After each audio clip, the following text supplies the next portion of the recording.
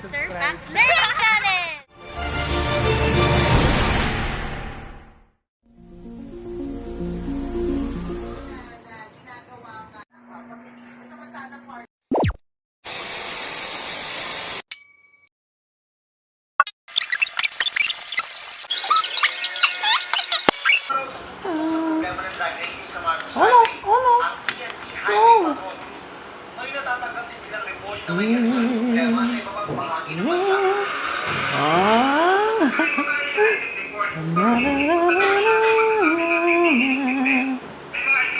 No.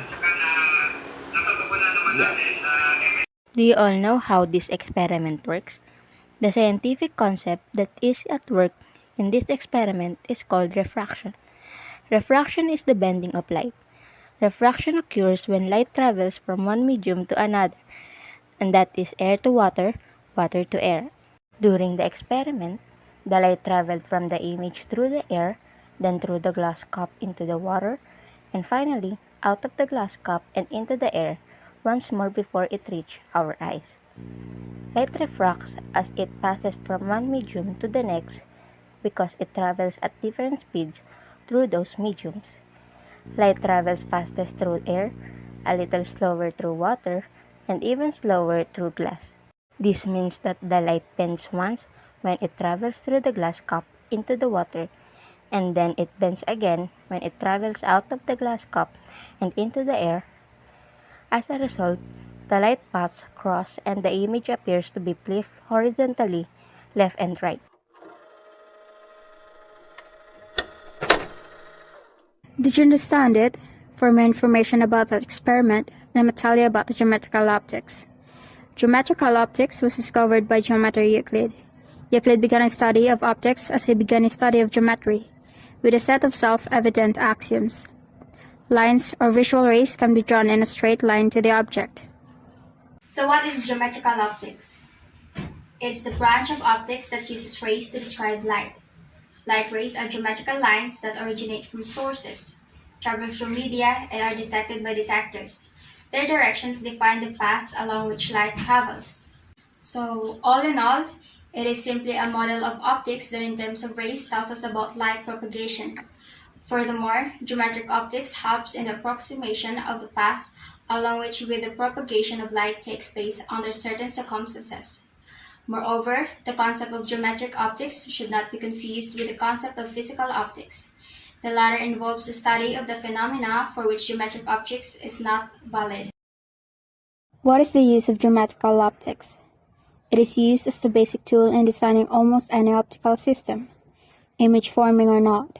We use the intuitive ideas of a ray of light, roughly defined as the path along which light energy travels, together with surfaces that reflect or transmit the light. In addition to that, the early years you open the TV, there has been a geometrical optics that happened. Some of us don't know that in everyday life we have an engaged situation with the geometrical optics.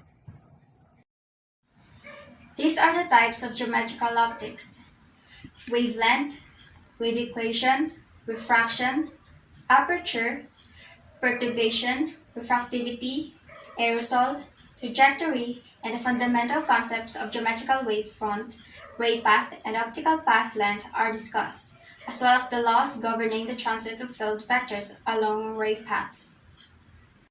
There are two geometric optics, the reflection of light and refraction of light. Reflection of light occurs when reflection of a ray of light takes place by some angle by a barrier in its pathway. The rebounding of the light beam takes place, while the refraction of light is the procedure in which the beam of light diverges slightly from its route when it crosses from one medium to the other. Geometrical optics is based on three basic laws: the law of rectilinear propagation or transmission, the law of reflection, and the law of refraction or Snell's law.